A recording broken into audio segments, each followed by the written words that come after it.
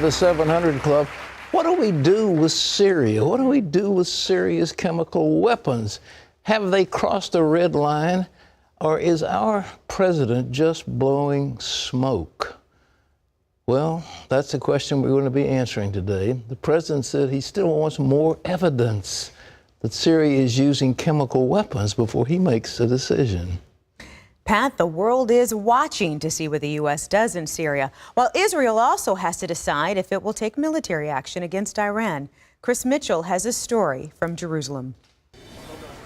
Syrian opposition groups released this video showing what they say are some of the dozens of people killed or sickened in a chemical weapons attack by the Assad government. Back in March, President Obama issued a warning. To use potential weapons of mass destruction on civilian populations crosses another line, and that is going to be a game changer. Since then, British, French, and Israeli intelligence all concluded that the Assad government did conduct a chemical attack. And last week, Defense Secretary Chuck Hagel agreed. But the White House is reluctant to call it a game changer for the U.S. in Syria.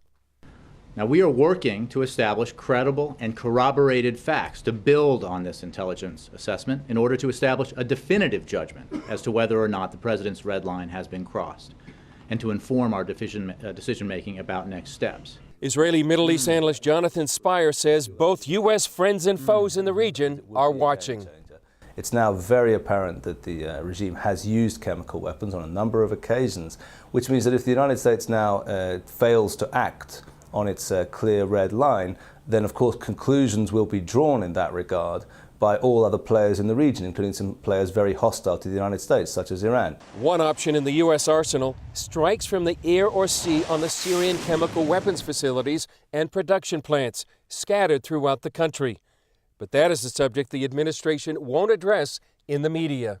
President Obama's red line on Syria is a big enough problem for the Middle East, but here in Jerusalem, Prime Minister Netanyahu has to deal with an even more dangerous red line, the one leading to a nuclear Iran. A red line should be drawn right here.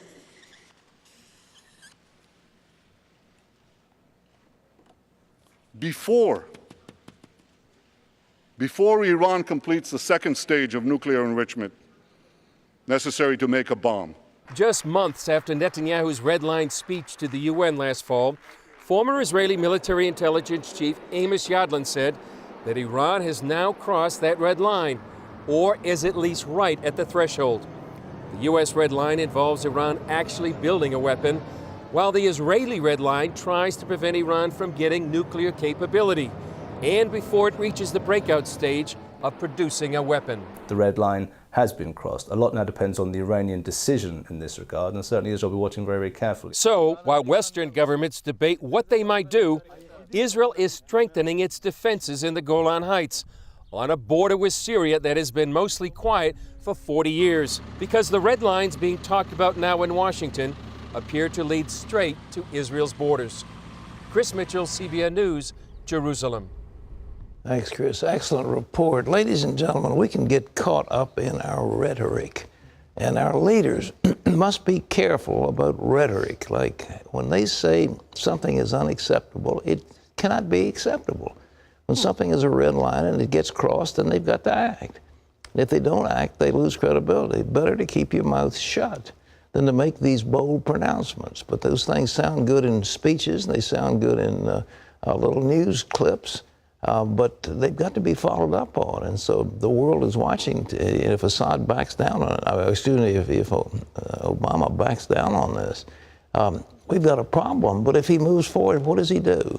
If we give aid to the rebels, many of them are associated with Al-Qaeda.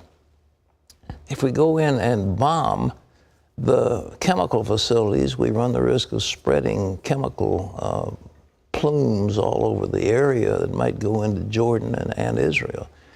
So what do? How do we handle it? We certainly don't want to put troops in there.